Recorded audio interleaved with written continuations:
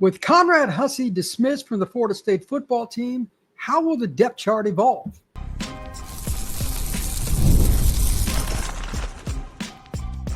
You are Locked On Seminoles, your daily podcast on the Florida State Seminoles. Part of the Locked On Podcast Network, your team every day. Welcome back into Locked On Seminoles. I am your host, Brian Smith, longtime college football writer and recruiting analyst. Thank you for making Locked On Seminoles your first listen each and every day here on the Locked On Podcast Network. Today's show is brought to you by our friends over at FanDuel. Right now, football season is just getting ready to get started. Visit the FanDuel app today and start planning your future bets now. Football season is about here. In a week and a half, we got Farmageddon, Iowa State and Kansas State overseas. Florida State is in the middle of their football camp, and we've gotten through 2 scrimmages, but the news after the second scrimmage wasn't what you necessarily would want. Conrad Hussey has been dismissed. That was denoted by Mike Norvell at his press conference, and didn't just leave, at least according to Norvell. That's his story. So nobody's heard from Hussey. I don't know what happened or didn't happen. Bottom line, he is no longer with the Florida State football team. Let's go back 2 years. He was a guy that had some impact as a freshman, had some moments last year, but he was up and down, and towards the end of the season, didn't get it done. And of course, the whole team was a little bit off, if you will, in a disastrous year. But there was still hope that the former St. Thomas Aquinas star could end up being a big-time player at Florida State University. Speed, length, the ability to play corner, nickel, or safety. He's got traits for any of those. It's a kid that I got to know and I saw play quite a few times. I don't think there's any doubt that he had plenty of options. Florida State was smart to go after him. But for whatever reason, Conrad Hussey has been dismissed. And I've been waiting to do this podcast to get more details, but Norvell that's the shortest answer I've ever seen him give. It was less than 10 words. Like, he wanted no part of the Hussey discussion, like none. I'm guessing it didn't end on good terms. Again, I have no idea what the details are, but it is unfortunate. So let's talk about the defense overall after we talk about the safety position. How does that change what Florida State's trying to do? Because remember, they don't use 2, they use 3 safeties in this defense. So numbers at safety are very important to the Noles. With that being the case, for whatever it's worth, Florida State has had a bit of a quote-unquote change of the guard. Shyheim Brown, he did get mentioned today by Norvell, but he was a guy that was your leading tackler last year. He's not expected to start as it is right now. Maybe he ends up, Ashwin Barker, might be the main guy at that spot. Debatable. They're not super deep at the safety positions, though, because, again, they're running 3. I'm going to ask a few questions about what you would do, but number one, who's your starter? You got to go with that first. Barker sounds like he's getting the most run. He's a redshirt junior. He's a former JUCO kid that has come on and taken the bull by the horns by all accounts. That's just one guy, though. You need to be minimum 2 deep at every spot. Is Shyheim Brown, is he starting to finally come on? I haven't heard enough to say yes to that. I don't know of anybody else that is ready. I mean, somebody like Max Redmond, or maybe that cross-train somebody like Quindarius Jones. I don't know, but Edwin Joseph is probably going to be a guy that could start if it's not Barker, because KJ Kirkland's probably a starter, and then Earl Little is the nickel. So you've got Edwin Joseph, you've got Ashwin Barker, Shyheim Brown, all in the mix at one spot, possibly. Depends on how you want to line them up. But Hussey's gone, so they need to figure it out quick, because you got to be able to rotate a lot of guys against Bama.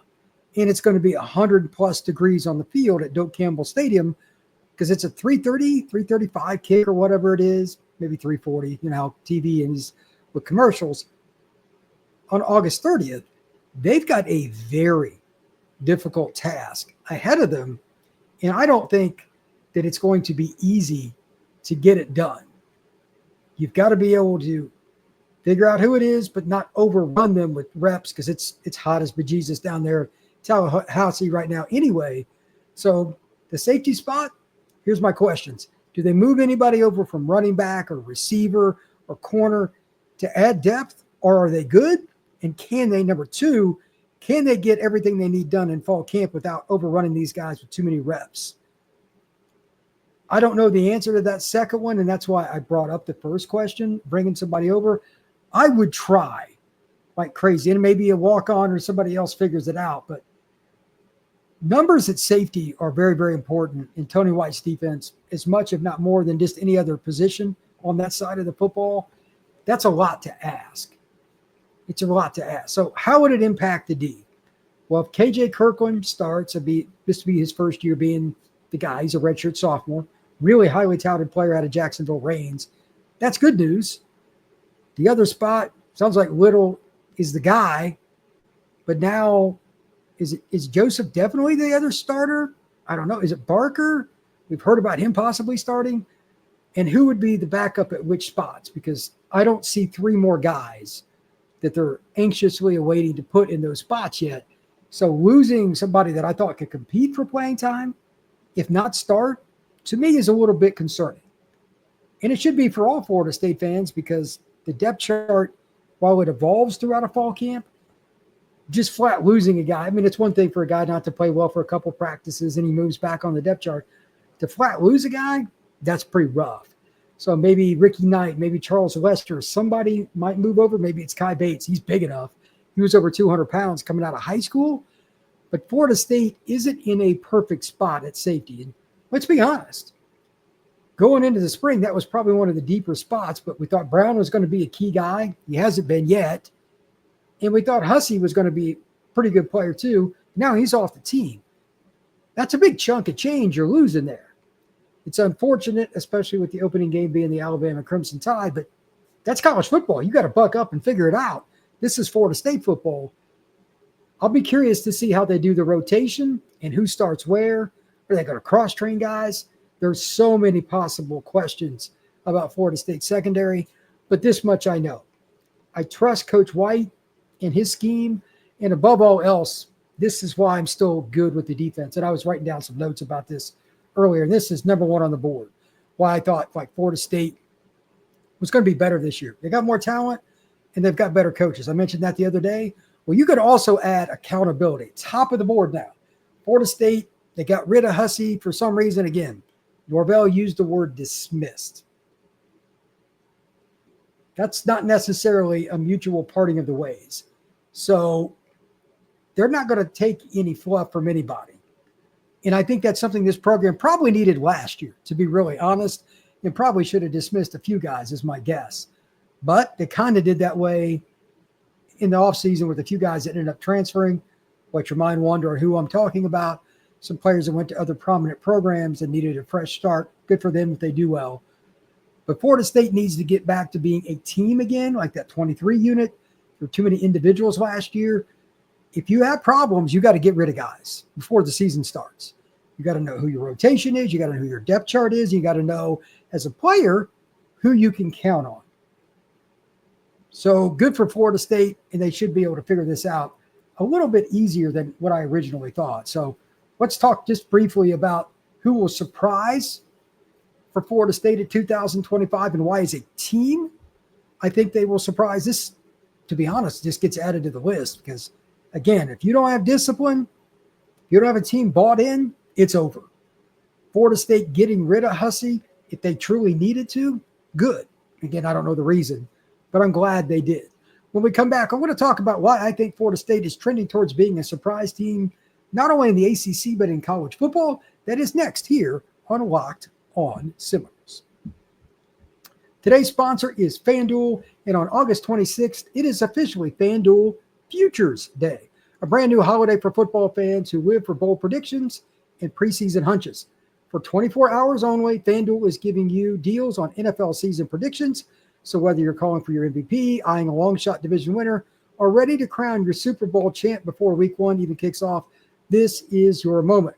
So if you want to do something in regards to making a pick on the NFL, whether it's Patrick Mahomes as the MVP, going with your favorite player on the defensive side to be league's defensive MVP, rookie of the year, anything else, The day for you is August 26th on FanDuel. Visit the FanDuel app today and start planning your futures bets now, because FanDuel Day is one day and one day only. FanDuel, play your game. Thank you once again for making Locked On Seminoles your first listen each and every day here on the Locked On Podcast Network. Please hit that like and subscribe, share this podcast, and comment down below.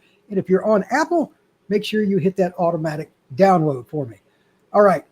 Why will Florida State surprise some teams? I've went through a few of the notes. Just want to reiterate, they're more talented than last year.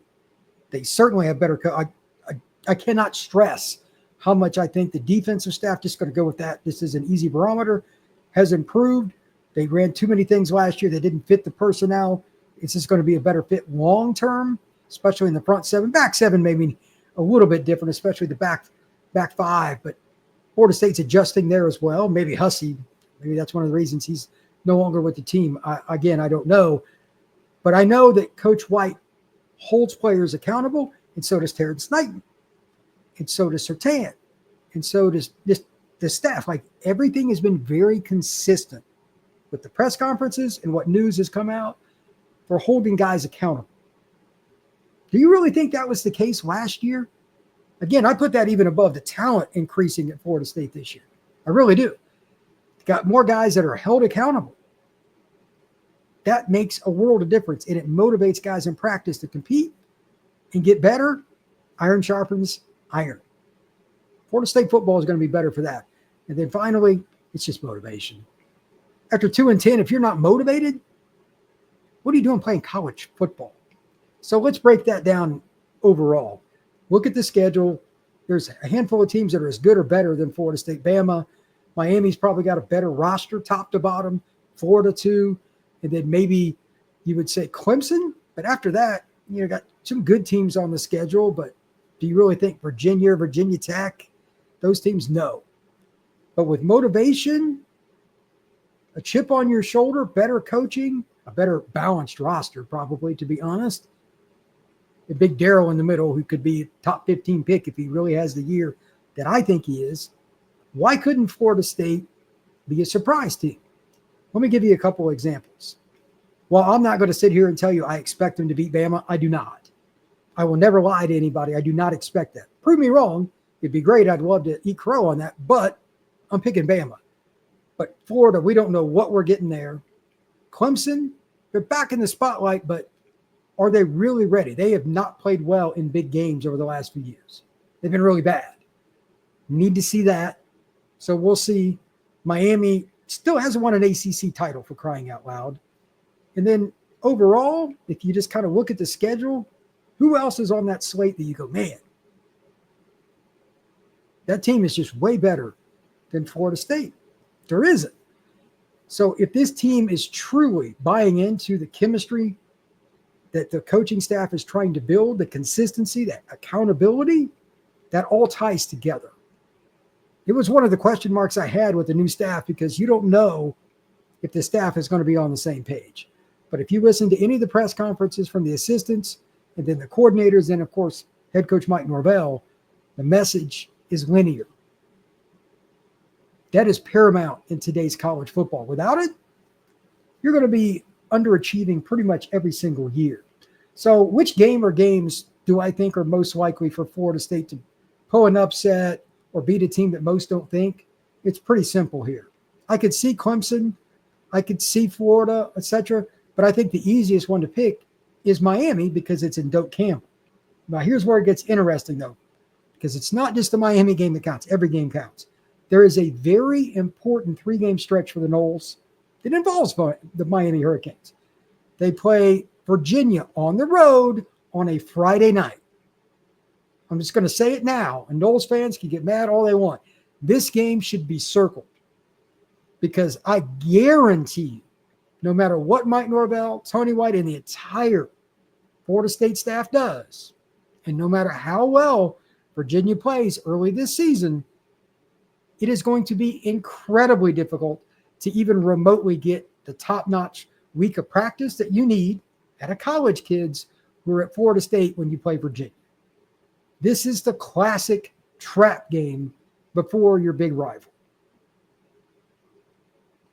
Absolutely could see Virginia winning because Florida State does not show up and play at a high level. Florida State has not been good in these kind of games for years. They let teams hang around. They did it a few years ago, even in 2023 against a few teams, despite going undefeated. They should have beat other teams worse. Like they let Florida hang around. This is one example. You have to beat these teams early, come with the point of emphasis. So it goes back to the point I made a minute ago. How disciplined will they be? Are they really going to be linear like the coaching staff has been? You're asking a lot. These are college kids, and I get it. That Virginia game is iffy because going and beating Miami would be great. Don't get me wrong. If I got to pick one or the other, I'll take beating Miami. You cannot lose to Virginia. Those are the kinds of games that have plagued Florida State this entire decade. You need to not only beat Virginia, you need to smoke them. You need to do it early, and your starters need to be bored to death in the fourth quarter on the bench. You need to rest your starters. That's how elite teams play. That's how Florida State used to play. You have to be able to go out and do that. Will it happen? I don't know. But that game scares me. And for the record, Virginia's got like 180 starts on their offensive line. They're probably going to be a little more difficult to cause problems with. They'll be able to run the ball at least a little bit. Quarterback play, I'm not real sure about that. They got a transfer that's been around college football forever, and they don't have a ton of talent. Malachi Fields, their best receiver, transferred to Notre Dame. We'll see, but they're going to be sky high for that game, and it worries me before Florida State gets there. That game being the week before Miami is touchy. Then you play the Canes at home. If you don't play 100 mile an hour, regardless of what happens against Virginia, well, that's on you. It's Miami. It's one of the best rivalries in college football, and it's one of the main reasons I do this podcast, to be quite frank. But then it's on the other side that it also concerns me. Again, it's the same principle as with Virginia. Does Pittsburgh have as much talent as the Florida State Seminoles? No. These are the kinds of games, if you're going to get back to being an elite program, the effort, the preparation, the mental fatigue from the Miami game, how much does it linger, win or lose? And are you just excited to play football and not worried about the helmet on the other side? Again, I'm going to say this, and I know like a lot of old school fans, this will drive them nuts, but I'm telling you from firsthand evaluation and talking to coaches, this is a problem. Across college football, you have a hard time getting kids up for those mid-level games. The lower level game, good luck. Pittsburgh's a mid-level game. They're a team that's going to fight to get to a bowl most years. Hard to get them up. And it's after the week you play Miami. You're going to be a little beat up because Miami's a very physical team, but it's more the emotional side. So all this stuff I talked about with Florida State getting better and surprising, I can see it. But I'm putting a lot of faith in the coaching staff, which is new, to get that done. I've gone with 8-4 for my season prediction. I think that they could be really good in moments, but it's games like Virginia and Pittsburgh that give me pause on that 8-4, because if you take either one of them lightly or both, you can get the big fat L in either of those games. This is going to be the difference for Florida State. I think they're going to beat somebody like Miami or Clemson or Florida. They're going to surprise, but will they also revert to playing down to competition? It's not one or the other. It's both. You've got to be consistent, and Florida State fans deserve it. Florida State fans are some of the most loyal in college football. They deserve to see a hard-charging product every single time the Noles take that beautiful helmet onto the field. We'll talk about that more as we get closer to fall camp, and we learn more about the depth chart, but that's a big topic for me, so we'll see how it goes. When we come back, we're going to talk about Florida State's potential secret weapon on why they can win some of these close games, an area of football that is, quite frankly, not discussed enough. That is next here on Locked on Seminoles. As summer winds down, there's something nice about getting back into a routine you love, and Wayfair makes it easy to set yourself up for the season ahead. From bedding and linens to storage solutions for your every room, Wayfair is your one-stop shop to refresh your home. I personally bought a desk a few months ago that's sitting in my front room, and I got it from Wayfair, and it was under $150 delivered. It's great. A lot of times when you order things online, You see it, you think, is it really that? Or is it something else? Exactly what I predicted it would be. And I bought it. I was happy. And I'm glad I did it again. Pretty cheap. It was under $150. Get organized, refreshed, and back into routine for less. Head over to wayfair.com right now to shop all things home. That's WAYFAIR.com. Wayfair. Every style, every home. Florida State has had some of college football's greatest return men. Of course, there's Deion Sanders, but there have been many others as well. That is one of the reasons they've had a great program, because Peter Warrick was a return guy, and Wardley knows Terrell Buckley, and all these different players from the 80s, 90s, and beyond have been tremendous. Let's not forget, even though last year was a disaster, Sam Singleton had a 95-yard touchdown on a kickoff. And the Noles were also fortunate enough to get Jalen Lucas. Now, he was hurt, but his first couple of years in Indiana, he was an All-American kick returner as well. If the Noles are going to get back on track, one of the areas they need to do so, the kicking game. That doesn't just include the returns. It also includes blocking kicks, covering kicks, and the kickoff specialists themselves, and, of course, field goals and extra points. I'm not going to predict how that's going to go with the punting and field goal kicking after 2 All-Americans left. It's probably going to take a step back. But that's all the more reason the Noles must, not need, must be good at returning kicks and punts. They've got the skill. Now, how well do they execute, especially in those close games? Let's bring it back up. Virginia, Miami, Pittsburgh, that 3-game stretch. Minimum, you need to win 2 of those games, and preferably, obviously, 3. One special teams play, maybe it's against Miami, maybe it's against Pittsburgh, could be the difference in a 7-point game. Changes momentum, changes the absolute way you look at the game from a play calling standpoint when the scoreboard immediately changes. It's a big deal. If Florida State is able to get back to a team that consistently, again, hats off to Sam last year for knocking it out of the park and getting that home run 95-yard kickoff return for a touchdown. But they need to be a threat, even when they don't score, to have more big plays in the punt and kickoff return game. There are going to be some kickers that, although they don't try, they're going to shoot a line drive to Sam, to Jalen, or whichever player it is back there. Florida State has so many DBs and receivers to join Sam, to join Lucas. I don't even know how it will play out, game 6, 7, 8, 9, all the way through, because somebody that may not be in contention for the starting gig now, they may develop between now and that time, and maybe Sam's banged up with an ankle or something. One of these guys needs to emerge. Well, Wayne McCoy comes to mind for me, but I don't know if he really wants it. Maybe it's BJ Gibson. Maybe it's one of the DBs. Whichever player it is, Florida State has the athletes. They should be able to break games open in the special teams. It's a weapon. Teams change how they design their game plan around your weapons to avoid them. It matters. Additionally, the absolute exuberance that it gives your team, that energy boost, should not be discounted. It's electric when you get a punt or kickoff return for a touchdown.